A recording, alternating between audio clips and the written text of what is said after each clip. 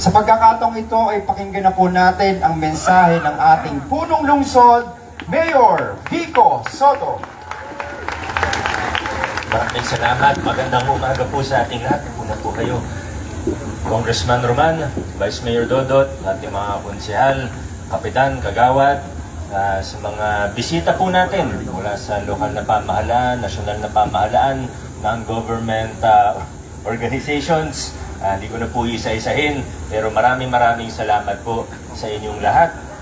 Magkakasama po tayo ngayong umaga para alalahanin ang kaarawan ni God Jose Rizal, yung kaguluhan.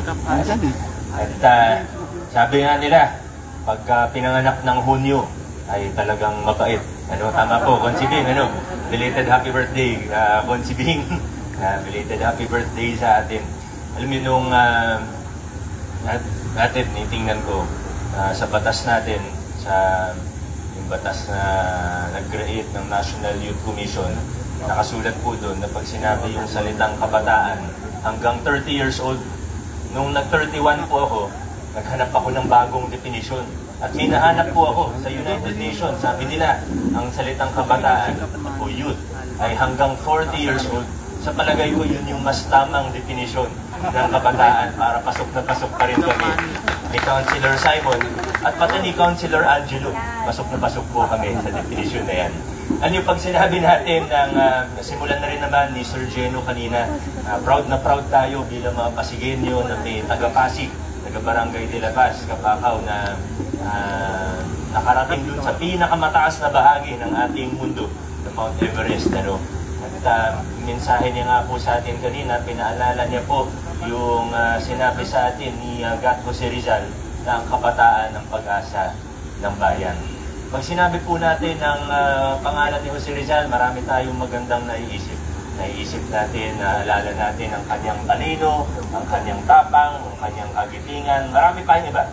Marami siyang nagawang maganda. Pero sa puntong ito, siguro, tandaan po natin ang sinabi niya na kabataan ng pag-asa ng bayan. At pag sinabi natin na tutularan natin siya, sana tularan din natin siya sa kanyang paniniwala sa susunod na henerasyon ng mga Pilipino. Tayo po nandito bilang mga leader. Nandito po ang leader ng barangay. Nandito po ang mga leader ng ating lungsod. Nandito po ang mga leader ng iba't ibang samahan, iba't ibang organisasyon. Maging mga kabataan leader ay nandito po ngayon. At bilang mga leader, opo, marami tayong ginagawa araw-araw. Marami tayong maraming sumasalubong sa atin na issue, problema. Meron tayong mga bagay na kailangan gawin na urgent o kailangan pagtuunan natin ng pansin ngayong araw na ito mismo.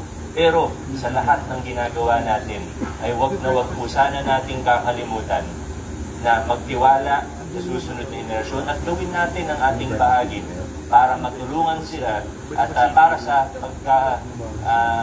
para sa pag-i-empower ng susunod na henerasyon. Sa Kongreso, ibig sabihin ito, yung ginagawa, katulad ng ginagawa ni Kong Roman na nire-reforma, nusulong ang mga reforma sa ating K-12 at sa larangan ng edukasyon in general. Sa City Council, siguro ibig sabihin ito, bukod sa palawak ng scholarship natin, ay yung mga programa para ma-empower ang mga kabataan at para sa youth protection din po. Ganon din po para sa ating mga barangay na mula sa ating SK hanggang sa mga samahan ng mga kabataan, hayaan natin sila, kundi tulungan natin sila, gabayan natin sila tungo sa tamang landas. At ganoon din po sa lahat sa atin dito.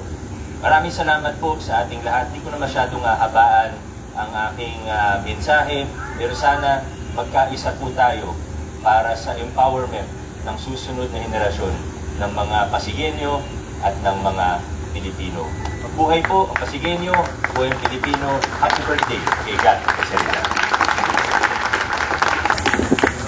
Magandang umaga po sa ating lahat, kay Mayor Vico, Vice Dodot, sa ating City Councilors, sa ating mga kapitan, kagawad na nandito, syempre po sa kawani natin na kasama sa national and local governments, sa ating school, sa mga veterano, sa lahat po ng Boy Scouts, Girl Scouts at kasama natin, isang magandang umaga po sa ating lahat.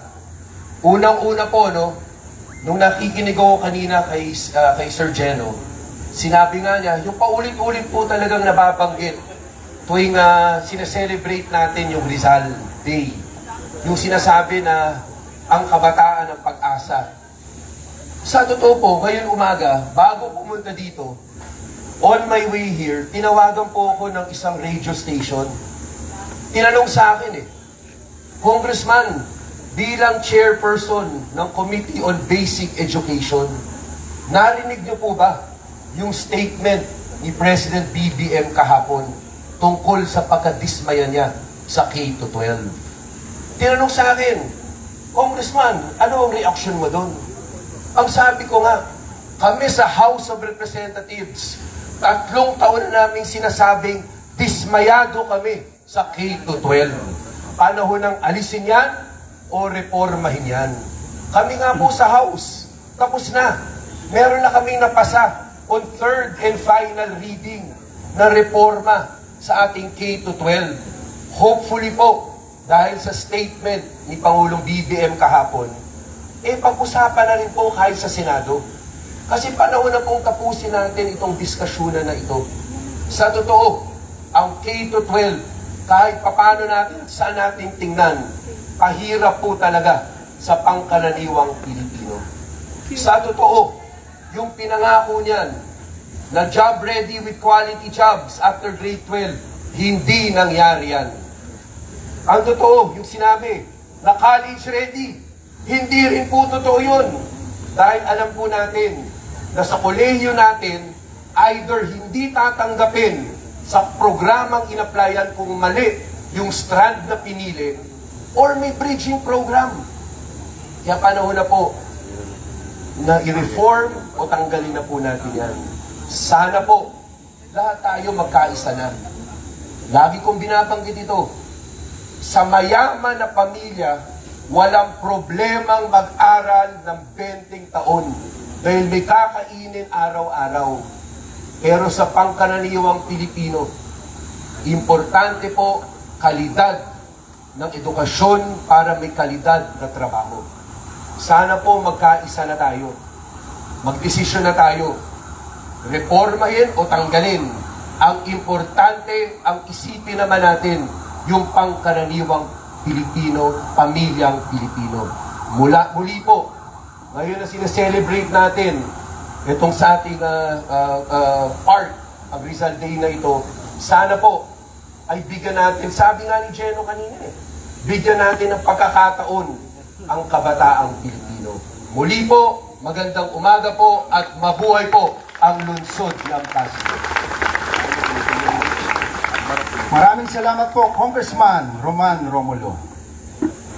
Ngayong umaga ay pakinggan naman po natin ang mensahe ng ating pangalawang punong lungsod, Vice Mayor Dodot Jaworski. Sa magandang araw po sa ating lahat, kay Mayor Vico Soto, Congressman Roman Romulo, sa ating mga konsehal, Councilor Angelo De Leon, Councilor Simon Tanco, sa ating mga barangay officials, barangay captain and kagawad, at of course yung ating pong mga bisita mula po sa mga ahensya ng pamahalaan nasyonal at ang ating mga lokal na mga opisyal, ang ating mga bisita sa mga national non-government organizations na nandito po ngayong umaga sa mapagpalang araw as we celebrate yung araw ng kapanganakan ng ating pambansang bayani, Jose Rizal. Alam niyo po, isa lang ang mensahe ko, wala pong pinapanganak na bayani. Kaya po natin kinumita ang kanyang araw ng kapanganakan dahil tinitignan natin kung ano ang nagawa niya sa buhay niya para siya ay maging isang bayani. At alam niyo ba, ito po medyo konting trivia, ay si Jose Rizal ay hindi lang po isang doktor ng medicine dahil siya po ay nag-aral, nagtapos po sa University of Santo Tomas. Siya rin po ay isang land surveyor, kung hindi nyo alam. Taga-sukat po ng lupa. Certified po yan. Nag-aral po siya sa Ateneo de Manila University. Bago siya naging doktor at higit pa riyan, ang kailangan po tandaan kung talagang nais natin silipin ang kanyang buhay, ang ating pambansang bayani, alamin din natin But Jose Rizal was always hungry for knowledge. Ano po ibig sabihin nito? Hindi po siya na tumigil na mag-aral. Hindi siya tumigil na matuto. Siya'y nagpunta rin sa Madrid, sa Spain. Nakakuha po siya ng 2 pang additional na degree. Tuloy-tuloy ang kanyang pag-aaral. Lumipat po siya sa Dapitan, sa Zamboanga.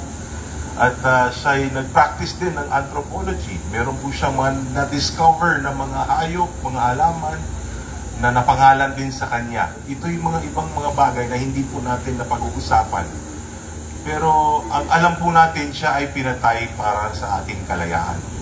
Pero ulit-ulitin ko, hindi po siya darating sa punto na ialay niya o maialay niya ang buhay niya para sa ating bayan kung hindi rin siya nag-ambag muna sa ating lipunan. Kung hindi siya natuto para sa ganun, makita niya ang mga problema ng ating bayan at naisip niya kung paano ako magiging isang positive na puwersa para mapaganda natin ang ating bayan. Sa panahon natin ngayon, talagang sumisigaw ang ating bayan na sana magkaroon tayo ng mga bagong mga bayani. Hindi bayani na mag-alay ng buhay, pero mga bayani na mag-alay ng kanilang karunungan, kanilang kaalaman, para mapaganda natin ang buhay ng bawat isang Pilipino. Ito po siguro ang kulang sa ating bayan ngayon. At sana sa araw na ito, lalong-lalo na sa ating mga kabataan na nandito at nakikinig, gamitin po natin ang ating kabataan, ang ating buhay, ang ating kaalaman. Hindi lamang para maghabol ng mga material na bagay o para magpayaman ang ating sarili o pamilya. Pero gamitin natin ang ating kaalaman para maging inspirasyon sa bawat isa. Na kung tayo ay magmamahalan at makikiisa at magkakaisa, kaya natin pagandahin ang ating inang bayan. Dahil walang ibang magmamahal sa ating bayan kundi tayo rin mga kapwa Pilipino. Muli, isang maligayang selebrasyon sa kapanganakan o araw ng kapanganakan ng ating pambansang bayani Jose Rizal. Magandang araw at mabuhay tayo mga Pilipino. Maraming salamat po, Vice Mayor Dodot Jaworski.